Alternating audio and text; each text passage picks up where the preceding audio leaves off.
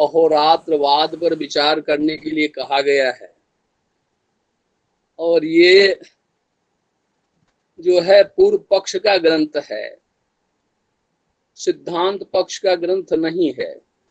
बावजूद भी पूर्व पक्ष का जब तक महनीय अध्ययन नहीं हो जाता है तब तक सिद्धांत पक्ष में प्रविष्टि दुर्लभ है। इसलिए पूर्व पक्ष का महनीय अध्ययन, महनीय ज्ञान अत्यावश्यक है। उसके अंतर्गत वेद के समय से ही, वैदिक समय से ही और देव काल से ही ये धाराएं अनादिकाल से चली आ रही है, जो मत जगत के मूल कारणों में कौन क्या है, मूल कारण क्या है, बंद हो गया। जगत का मूल कारण क्या है? अच्छा, हमें अब ये जिज्ञासा होती है, जगत के मूल कारणों की जिज्ञासा क्यों? जगत के मूल कारण को जान करके हमें क्या लाभ होगा? क्या अभ्युदय मिलेगा, सांसारिक उन्नति मिलेगी, अथवा पारमार्थिक आत्मलाभ होगा? यह जिज्ञासा होती है। ज्ञान तो ठीक है, ज्ञान जो है वो उचित साधन को, मन अभ्युदय के साधन को में प्रवृत्ति का कारण होता है। ज्ञान जो है आत्मज्ञान, आत्मा के प्रवृत्ति में, आत्मलाभ में कारण होता है। इसलिए ज्ञान तो परम आवश्यक है। ये पुरुषार्थ का साधन है, साधन का प्रकाशक है। इसलिए ज्ञान तो बहुत आवश्यक है, ज्ञान होना जरूरी है। लेकिन ज्ञान जब हम इसको क्यों ज्ञान करें? अज्ञान रहता तो क्या होता है? अज्ञान रहने से हमको क्या होगा? तो अभ्युदय तो मिलना बड़ी दूर है। यहाँ संकट होता है, दुख का पिटारा खुल जाता है। हमें जो जिसका ज्ञान होगा उसको उपयोग करने की तौर तरीके हम जानेंगे तो हम उससे लाभान्वित हो सकते हैं। यदि हम उसका तौर तरीका, यदि उसके विषय में पूर्ण जानकारी नहीं रहेगी तो हम उसका उपयोग नहीं कर सकते हैं। चाहे आत्म विषय में हो, चाहे अनात्म विषय में हो, उसका हम उपयोग नहीं कर सकते। और उपयोग नहीं कर सकते तो उसके अभाव में जो दुख है वो हमारे सन्मुख उपस्थित रहेगा, वो उससे छुटकारा नहीं मिलेगी। इसलिए हमको वस्तु का ज्ञान, चाहे न्याय शास्त्र हो, चाहे सांख्य शास्त्र हो, चाहे वैशेषिक दर्शन हो, सब में यही कहा गया है जो वस्तु का यथार्थ ज्ञान जो है सो ये अभ्युदय का कारण है या मोक्ष का कारण है। इसलिए हमें ज्ञान बहुत जरूरी है। उसके द्वारा साधन में हम प्रवृत्त होते हैं, साधन को प्राप्त करते हैं, फिर हमें दुख छूट जाता है। सबसे पहले दुख को निवृत्त करते हैं, तब उसको अभ्युदय और श्रेयसी प्राप्ति तो बाद में होती है। जैसे कोई शत्रु आ जाए तो पहले शत्रु से लोहा लेंगे, तब भोजन वगैरह करेंगे। पहले इष्ट का उपभोग बाद में, पहले अनिष्ट की निवृत्ति होती है। तो ज्ञान द्वारा अनिष्ट की पहले निवृत्ति होती है और इष्ट की प्राप्ति होती है।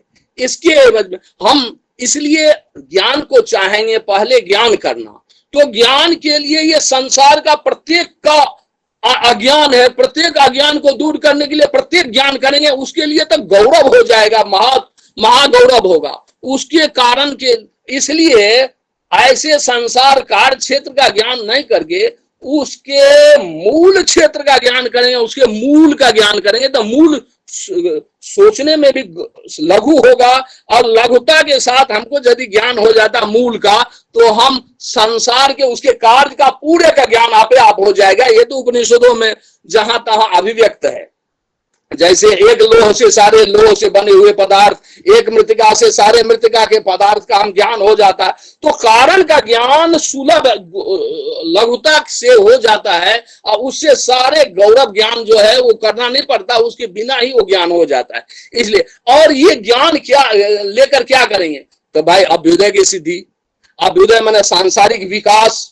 हमें जो चाहिए, हम दैन्य ना रहे, हमें पूरा सांसारिक अभ्युदय चाहिए, यहां से दिव्य लोक तक अभ्युदय चाहिए, विकास चाहिए, पूर्ण विकास चाहिए। इच्छा पर जो जो इच्छा हो वो सब कुछ की समुचित ढंग से प्राप्ति होगी। उसके लिए ये विकास के लिए हमको ज्ञान बहुत जरूरी है। उसके वस्तुओं का ज्ञान, साधनों का ज्ञान और उसके साधनों का सदुपयोग हमारे लिए बहुत आवश्यक है। इसलिए हमें मूल तत्व का ज्ञान चाहिए। अच्छा जी, ये सांसारिक अनाथ पदार्थ का तो वास्तविक ज्ञान होगा, उनके कारण का वास्तविक ज्ञान होगा, तो उनके कार्य का वास्तविक ज्ञान होगा, उसका हम उपयोग करेंगे सही से, तो उससे हमको इष्ट की प्राप्ति होगी, अनिष्ट की निवृत्ति हो जाएगी। ठीक है, वो आत्मा में भी अनंत धर्म है, औपचारिक ही सही, आरोपित ही सही, उसके ज्ञान से हम आत्म प्राप्ति, आत्मा से आत्मलोक की, दो तरह के लोक हैं, एक आत्मलोक है, एक अनात्मलोक।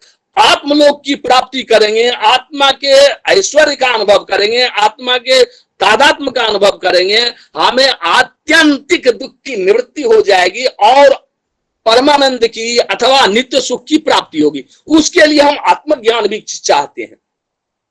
दोनों चाहिए, क्योंकि ये अनात्म जगत कितना भी हम विकास कर लें, लेकिन छिन्न छिन्न करके रहता है, बीच में उसका पर्व आ जाता है, विच्छेद आ जाता है, उसके प्रतीक्षा करनी पड़ती है, उससे हमें कष्ट हो जाता है, बीच बीच में वो सुख की उपलब्धि नहीं होती है, कष्ट हो जाता। तो इसकी धारा जो है लगातार बनी नहीं रहती है संसार की, अनात्म पदार्थ की। इसलिए आत्म पदार्थ में हम लोग सोचते सोचते वहां भी जाते हैं। अच्छा जी, आत्म पदार्थ, इसलिए हमको मूल पदार्थ का ज्ञान चाहिए। उसके लिए सारे शास्त्रकार एकजुट होकर के मेहनत किए हैं और सभी ने एक स्वर से स्वीकार किया है, तत्व ज्ञान से ही मोक्ष की या अभ्युदय की सिद्धि होगी, उसके बिना नहीं हो सकती है। देखो भाई, ठीक है कि नहीं?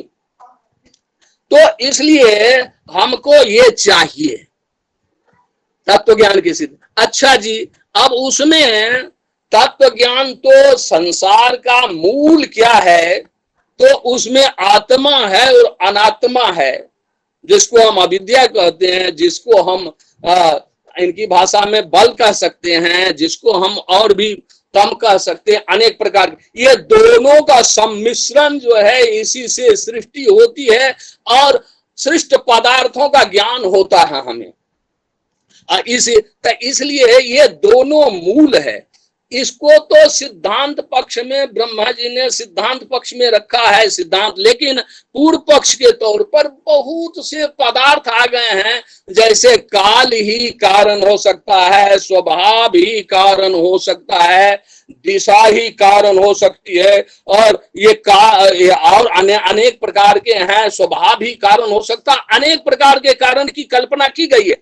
और उस कारण, और वह भी कोई अपरोक्ष बात नहीं है, परोक्ष, ये परोक्ष बात नहीं, अपरोक्ष बात है, ये प्रत्यक्ष सिद्ध है, स्वानुभव सिद्ध है, जो ये सब भी कारण जैसे लगते हैं, ये सब भी कारण हैं, कारण में संश्लिष्ट है, इसलिए कारण है, परम कारण के साथ इनका अविनाभाव संबंध है, इसलिए ये कारण हो सकते हैं। इस प्रकार से बहुतों ने इस पर विचार किया।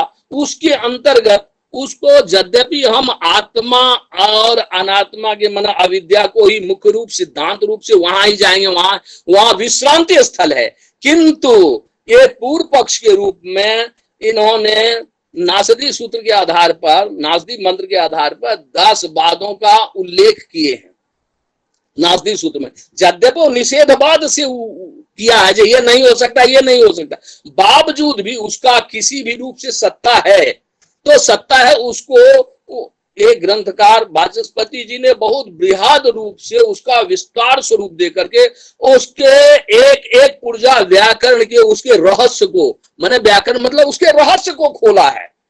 खोलने से क्या होगा, तो हम में वहां अव्याहत गति से प्रविष्टि हो जाती है, फिर हमें सिद्धांतवाद को समझने में तनिक भी क्लेश नहीं होता है। इसलिए हमें पूर्व पक्ष के रूप में ये सब जैसे दिया है, ये ज्ञान अज्ञान इत्यादि दिया है, कृष्ण शुक्ल इत्यादि पक्ष में उसका अहोरात्र शब्द से तो मुख्य रूप से कहा, जो अहोरात्र ये संसार का मूल कारण है। ये पूर्व पक्ष में एक 8वां ग्रंथ के रूप में ये उद्भव हुआ है। अब इसमें ये इसमें अहोरात्र कारण है, दिन और रात कारण है, इसका अब मुख्य अर्थ यही है, दिन और रात ये दोनों कारण है संग। अरे दिन में ही सब कुछ होता है, रात में ही सब कुछ होता है, तो दिन रात ही कारण है। ये काल है, हमें तो लगता है ये रात है, काल का स्वभाव, ये काल ही से सब कुछ होता है। तो काल ही को लेकर के उन्होंने अपना प्रक्रिया के अनुसार और रात्र के रूप में उसको उपस्थित करके नासदी सूत्र के अनुसार, और उस पर उन्होंने अपना व्याख्यान किया, विस्तार से वर्णन किया। वो 10 वादों में संभावित हो सकता है, और उनको अनुसंधान करते करते हो सकता है उनको संभावित भी हो वो कहीं से ले करके लिखे हो, जहां तहां से लिखे हो, लेकिन ये अहोरात्र के 10 अर्थ हो सकते हैं, ऐसा उन्होंने संभावना व्यक्त किया। और 10 अर्थों में एक एक अर्थों को, अहोरात्र शब्द के एक एक अर्थ को, वो एक एक शब्द के, अहोरात्र 2 शब्द है तो उसमें 2 अर्थ हैं। एक क्या है, तो एक ज्ञान है, एक अज्ञान है, एक कृष्ण है, एक शुक्ल है, एक सौध है, एक औषध है, एक भाव है, एक अभाव है। इस रूप में पक्ष विपक्ष दोनों को लेकर के सम्मिलित रूप से उन्होंने अहोरात्रवाद को एक स्वरूप दिया है। अहोरात्रवाद क्या है, तो इसमें कहा गया 10 उसके अर्थ हो सकते हैं, 10 अर्थ में से 10 अर्थ ग्राह्य हैं। तो एक अर्थ कोई एक नियत अर्थ नहीं किया गया है, 10 अर्थ विस्तार के लिए प्रपंचार्थ किया गया है। विस्तारार्थ हमें ज्ञान हो, उसमें किसी प्रकार की भ्रांति ना हो, उसके लिए उन्होंने किया। तो उसमें सबसे पहले ज्ञान, अहोरात्र शब्द का अर्थ क्या है, ज्ञान और अज्ञान। ज्ञान ही सब कुछ का प्रकाशक है, ज्ञान ही सर्जक है, ज्ञान ही प्रकाश है, ज्ञान ही विद्या है, ज्ञान ही आत्मा है, ज्ञान ही सब कुछ है। और ज्ञान से संश्लिष्ट जो अविद्या है, विद्या से, उसी ज्ञान को विद्या भी कहते, ज्ञान विद्या से संश्लिष्ट जो अविद्या है, वो दोनों मिल करके यही अहोरात्र शब्द का अर्थ है। यही दुनिया के सृष्टि और प्रलय ये दोनों करते हैं, यही सब कुछ करते हैं। एक पक्ष इसमें रखा। अब उसी में से ज्ञान के कितने भेद हो सकते हैं, तो उनके ज्ञान के 3 भेद रखा। एक तो रखा अव्यय पुरुष का भेद, एक उसमें रखा अक्षर पुरुष का भेद, एक ज्ञान। तृतीय ज्ञान के रूप में, जीवात्मा के रूप में उसमें क्षर पुरुष का दिया। 3 भेद उसमें करके, ज्ञान का त्रिविध विभाग करके, उसके पहले रात्रि शब्द से वाची जो अविद्या है उसका भी त्रिविध विभाग होगा। सतरतम भेद से उसका भी त्रिविध विभाग होगा। वो ऐसे नहीं होगा, लेकिन वो त्रिविध विभाग होगा। ये दोनों का अविनाभाव संबंध है। ये ज्ञान के ही आश्रित होकर के इसकी स्वतंत्र सत्ता नहीं रहती। अविद्या की स्वतंत्र सत्ता नहीं है, वह ज्ञान की सत्ता से सत्तान्वित होकर के वहीं सृष्टि करते हैं। लेकिन दोनों का जब तादात्म्य होगा तब न भाई, तादात्म्य तो होगा नहीं, दोनों का कैसे तादात्म्य हो सकता है। उसके लिए संबंध है, 3 प्रकार का संबंध हो सकता है, संभावित संबंध। एक तो ये 3 प्रकार के संबंध में एक जो है बंध संबंध एक को कहा जाता है। यहां शुरू में बंध संबंध की चर्चा किया। बंध संबंध उसको कहते हैं जो 2 पदार्थ के मिलने पर एक तीसरा पदार्थ उत्पन्न हो जाए और 2 पदार्थ उसमें समायोजित हो, संलग्न हो, समाप्त हो जाए, 2 पदार्थ की सत्ता न रह जाए, तीसरा पदार्थ उद्भूत हो जाए। तो यहां ये यद्यपि ज्ञान और अज्ञान का केवल विभूति संबंध है। विभूति संबंध का मतलब है जैसे प्रकाश में सैकड़ों वस्तु आता है जाता है, लेकिन प्रकाश के साथ उसका कोई संबंध का कोई प्रभाव नहीं पड़ता। हाँ, बाकी वो जो आने जाने वाला है उसमें प्रभाव पड़े, लेकिन इसमें प्रभाव नहीं पड़ेगा। जैसे हमारा शरीर है, शरीर में प्राणवायु का संचार है, प्राणवायु क्रिया का प्रतीक है। क्रिया से हाथ पैर सब कुछ, मुंह कान सब कुछ संचालित होता है, सारी इंद्रियां संचालित होती है। तो वो संचालित तो होता है, लेकिन प्राणवायु उसके अधीन नहीं रह करके, प्राण के अधीन हाथ पैर सब कुछ रहते हो, क्रिया करते हैं, प्राण उसके अधीन नहीं रहता। तो ये है इनका विभूति संबंध है, जिसमें जो एक व्यक्ति एक वस्तु तो अधीन होकर काम करे और मिट भी जाए या पराधीन रहे, दूसरा वस्तु सर्वदा स्वतंत्र रूप में अवस्थित रहता है। इसलिए इनका विभूति संबंध आत्मा का और अनात्मा का, विद्या का और अविद्या का ये विभूति संबंध है पारमार्थिक रूप से। लेकिन जब यह किसी संस्कार से, किसी अविद्या से और से जुट जाता है आत्मा, तब ये आत्मा जीव संज्ञक हो जाता है, तब ये आत्मा मन रूप हो जाता है, तब इसमें ज्ञान और क्रिया दोनों हो जाती है, तब इसमें कामनाएं बैठ जाती है, सारी कामनाओं का उसमें आधान हो जाता है। तब वह क्या होगा, उसके साथ यदि होता है अविद्या का संबंध होगा, तब उसके साथ अविद्या का संबंध होता है तो द्वंद संबंध होगा। द्वंद संबंध का मतलब ये दोनों जब मिल जाता है, ये आत्मा जब अविद्यादि से विशिष्ट ये आत्मा मिल जाता, मन रूप होकर के ये जब मिल जाता, फिर मन रूप होकर के क्षरात्मा के रूप में जीवात्मा जब फिर अविद्या से संबंध करता है, तब ये मन रूप होकर के उसके बाद उसमें क्या होता है, तब बंध संबंध हो जाता है। बंध संबंध में बंध जाता, परिवर्तन इसमें होता रहता, इनकी अपनी सत्ता मिट जाती है, दोनों की अपनी सत्ता मिट जाती है, तीसरी सत्ता उत्पन्न हो जाती है। इस प्रकार से ये बंध संबंध है ये जीवात्मा का संसार के ये अविद्या के साथ, इसमें ये बंध जाता है। एक योग संबंध रहता है, तो जीवात्मा ये ईश्वर का संसार के साथ योग संबंध में ये होता है, दो वस्तु तो है और तीसरे वस्तु को उत्पन्न कर दिया, लेकिन दो वस्तु की अपनी सत्ता भी रहती है, तीसरे वस्तु की भी सत्ता रहती है।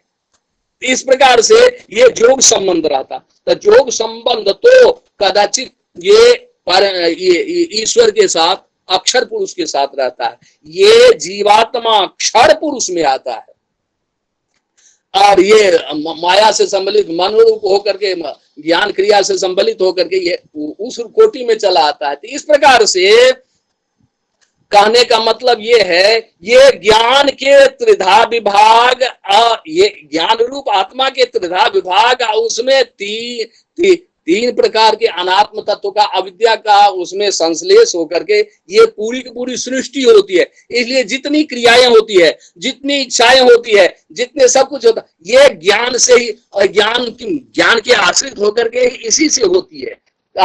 तो ये क्रिया जो है, ये जितने कार्य उत्पन्न होते हैं, ये तो अविद्या का कार्य है, यानी अविद्या है, ये अज्ञान का कार्य है, ये आत्मा का कार्य नहीं है। लेकिन बिना आत्म संबंध से इसकी उद्भूति नहीं हो सकती है। इस प्रकार से ये अनादिकाल से इनका आत्मा का और अनात्मा का, विद्या का और अविद्या का अनादिकाल से संबंध होकर के और ये संसार की सृष्टि होती है। इसका मतलब ये है, मूल कारण हमें इसको पकड़ना है, आत्मा को, माने ज्ञान को, और अज्ञान को, अविद्या को पकड़नी है। यही संसार के उद्भव का कारण है। इस प्रकार से इसका और अवान्तर और भी भेद हो सकते हैं, अनुसंधान जितना किया गया उससे ज्यादा भी हो सकता है। और ये बात नहीं है जैसे हम लोग भूर हुआ स्वा जना सत्यम तक जाते हैं, लेकिन इससे पीछे वाले 7 भुवन कहाँ जाते हैं, उस पर कोई व्याख्यान, उस पर कोई विचार नहीं किया जाता है, नहीं किया गया है। क्यों? अरे भाई उपादेय नहीं हो, किसी का अधिकारिता नहीं हो या ऐसे कुछ, तो उस पर भी चिंतन कर सकते हैं, क्योंकि वो भी चिंतन महान बहुत आवश्यक है हम लोगों के अभ्युदय के लिए। क्योंकि अभ्युदय के लिए हम सांसारिक वैभव को संग्रह करना चाहेंगे, सांसारिक वैभव से आनंद लेना चाहेंगे, तो वो तत्वों का ज्ञान हमें बहुत जरूरी है। तो ये हमें तो लगता है ये जितने ज्ञान ये हैं, ये अभ्युदय के उद्देश्य से ये ग्रंथ लिखे गए हों, परमार्थ के उद्देश्य से भी साथ साथ होता है, लेकिन मुख्य रूप से अभ्युदय के उद्देश्य, यह तो अभ्युदय निश्रेय सिद्धि स्वधर्म के अनुसार ये अभ्युदय के उद्देश्य से लिखे गए हैं। और क्योंकि तमोगुणी ये कलयुग है, तमोगुणी लोग हैं, तमोगुणी में स्थूल विषय को, स्थूल प्रयोजन को लोग अधिक महत्व देते हैं और सूक्ष्म के तरफ लोग दूर की तरफ भागते नहीं। वही जगह आके च मदविंदेता किमर्थम पर्वतम ब्रजेत। इस प्रकार से स्थूल पर ही ज्यादा ध्यान देते हैं, स्थूल से ही कार्य का निर्वाह हो जाए तो फिर सूक्ष्म के तरह जाना उचित नहीं समझते हैं लोग। अधिक क्रिया नहीं, लघु क्रिया से ही कार्य हो जाए। तो इसलिए उसी उद्देश्य से ये ग्रंथ हमें लगता है जो लिखा गया है, जिससे ये मूल कारण विद्या और अविद्या का ज्ञान हो जाने से उससे प्रभुत जितना विश्व है की वस्तु है सबका ज्ञान हो जाएगा, तो हमें उपयोग करने की क्षमता आ जाएगी, हम उससे लाभान्वित हो जाएंगे, हमारा अभ्युदय का दरवाजा खुल जाएगा, हम उससे पूर्ण लाभ लेकर के और उसका पूर्ण उपयोग कर सकते हैं। इसलिए उन्होंने इस प्रकार का उद्योग किया है। उसके बाद आगे चल के उसी को दूसरे रूप में, रूप का, वर्ण का, अहोरात्र शब्द का अर्थ वर्ण को कर दिया है। वर्ण से 7 वर्ण, 7 रूप हमारे यहाँ हैं, शुक्ल नील पीत रक्त हरित कभी चित्र भेद से 7 प्रकार के रूप हैं। 7 रूप में इसको अहोरात्र को वैसे तो कृष्ण और शुक्ल रूप में 2 ही विभाग किए हैं, शुक्ल और कृष्ण रूप से 2 ही विभाग किए हैं, लेकिन शुक्ल कृष्ण के ही अवांतर मध्य में आ जाते हैं ये 5 रूप और आ जाते हैं, वो बैठ जाते हैं, चाहे संधि के रूप में चाहे जैसे के बीच के रूप में। तो ऐसे और मुख्य रूप जो है ये शुक्ल रूप है, ये शुक्ल रूप विद्या का प्रतीक है या ज्ञान का प्रतीक होते होते वहीं चले गए हैं। और ये कृष्ण रूप जो है इसमें सारे रूपों का उपसंहार हो जाता, ये इसलिए प्रलय का स्वरूप है, ये प्रलय का स्वरूप है। और वो जो है सृष्टि का स्वरूप है, प्रकाश जो है सृष्टि का स्वरूप है, शुक्ल रूप प्रकाश का स्वरूप है। इस प्रकार से उसके शुक्ल और कृष्ण रूप से व्याख्या करके उसको उस रूप में वो करके और उस शुक्ल कृष्ण रूप से ले करके शुक्ल कृष्ण रूप उसके काल रूप तक सब कुछ में जा करके और उसके मूल कारण के रूप में उसको स्थापित करने का प्रयास किया है। मूल कारण यही है, इसी शुक्ल और कृष्ण रूप का ये संसार है। क्योंकि बौद्ध दर्शन में ये कहा गया है रूप से अतिरिक्त द्रव्य की सत्ता नहीं होती है, रूप ही जो है वही है। तो हो सकता है उसके दृष्टि से भी, उसके के दृष्टि से भी हो, नहीं तो उसके दृष्टि से तो यहाँ नहीं, यहाँ तो वेद मार्गानुयायी हैं और वैदिक दृष्टि से और जितने बौद्ध में कहे गए वो सब वेद में ही उपलब्ध है, वेद से अतिरिक्त में उपलब्ध नहीं है। इसलिए इसको तो चुरा चुरा करके वो सब अपना संस्कार करके अपना काम किया है, मुख्य रूप से तो यही सब कुछ है।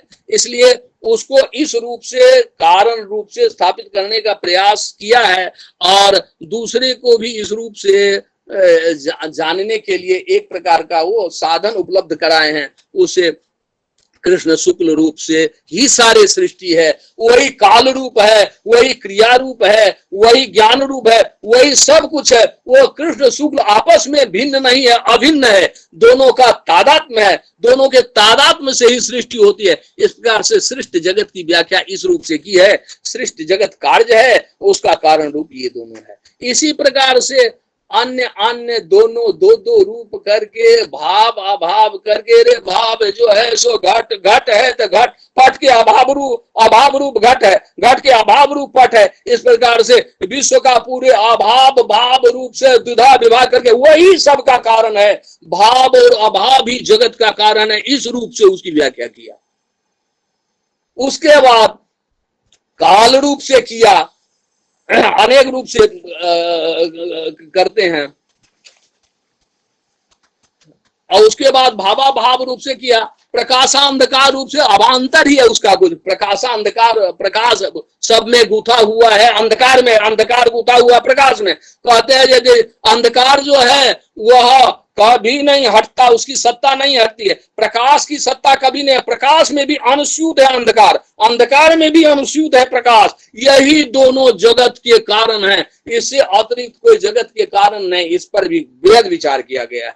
यद्यपि इस ग्रंथ के एक एक प्रकरण को ही रखना चाहिए और उस पर विस्तार से विचार होना चाहिए। हम लोग अब पूरे ग्रंथ को एकाएक रख दिया जाता है तो उस पर विस्तार से विचार की तो आशा ही नहीं की जा सकती है।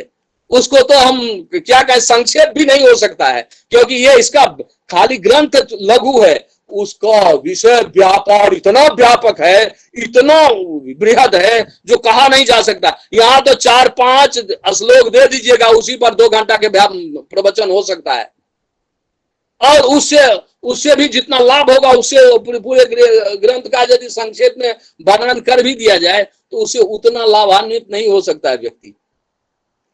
अब इसमें स्थाली पुलागर न्याय से हम ये कहना चाहेंगे कि ये 2 वस्तु जैसे स्त्री पुरुष जगत की सृष्टि के कारण हैं, तैसे भाव अभाव भी सृष्टि के कारण है। प्रलय ध्वंस भी 2 ही है। संसार में एक दीपक जो है, दीपक को देखिए तो दीपक जलता रहता, नष्ट होता रहता, जलता रहता, नष्ट होता रहता, जलता रहता, नष्ट होता रहता है। तो इस प्रकार से दीपक में समायोजित है प्रलय और ध्वंस, प्रलय सृष्टि और ध्वंस, सृष्टि और ध्वंस उत्पन्न होता रहता, नष्ट होता रहता। तो इस प्रकार से ये सब उत्पत्ति और ध्वंस बराबर लगा रहता है। तो ये दोनों जो है समायोजित है, इसे सृष्टि चलती रही, यही सृष्टि का मूल कारण है। इस रूप से हम तो लघु रूप से ही कहेंगे, कितना कहेंगे, हम अपने ग्रंथ के व्यापार में ही लगे रहते हैं, हमको प्रकाश उतना नहीं छुट्टी मिलता है जो हम वहां प्रकाश का। लेकिन इस पर क्या होना चाहिए, हम एक परामर्श देना चाहेंगे, चाहे अच्छा लगे बुरा लगे, हम एक अवश्य परामर्श देना चाहेंगे कि इसके ग्रंथ का आन पूर्वी अनुवाद होना चाहिए, और वो दार्शनिक व्यक्ति से होना चाहिए, लल्लू टट्टू से नहीं होगा। ये बहुत बृहद ग्रंथ है, ये श्लोकबद्ध ही है, लेकिन ये दांत खट्टा करने वाला है ये ग्रंथ, और सबसे जल्दी नहीं, ये दार्शनिक व्यक्ति इसका अनुवाद कर सकता है। स्थिर मति वाला उसका अनुवाद, ये केवल अनुवाद से भी नहीं होता, हम लोग अनुवाद नहीं किए हैं, बृहद व्याख्या किए हैं, जिस ग्रंथ का किए हैं बृहद व्याख्या किए हैं, उदाहरण सोदाहरण के सदी पूर्व पक्ष उत्तर पक्ष के सहित व्याख्या किए, तब ग्रंथ समझ में आती है, ऐसे समझ में नहीं आती है। केवल क का अनुवाद कर दे, फोटो खींच ले, तो उससे क्या होगा, उसके धर्म का एक अंश का भी ज्ञान नहीं होगा, पूरे अंश का ज्ञान कहां से होगा, ये तो बड़ी दूर की बात है। इस प्रकार से हम कहेंगे, जबकि उनके ग्रंथ जितने लिखे हैं वो 40 वर्ष तक कहते हैं मेहनत किए हैं, अटूट मेहनत किए हैं। तो वह इतनी मेहनत किए हैं और इतने खोज करके अर्थवाद शब्दों को, अर्थवाद के वाक्यों को खोज करके उन्होंने अर्थ का भंडार लगा दिया। क्यों? तमोगुनी बहुत है नास्तिक जो इसमें प्रवृत्त होना नहीं चाहते, उसको हठात इसमें प्रवृत्त करने के लिए, हठात फल दिखाने के लिए, देखो सांसारिक वैभव भी फल है। जैसे हमारे व्याकरण में एक इंची त्रपो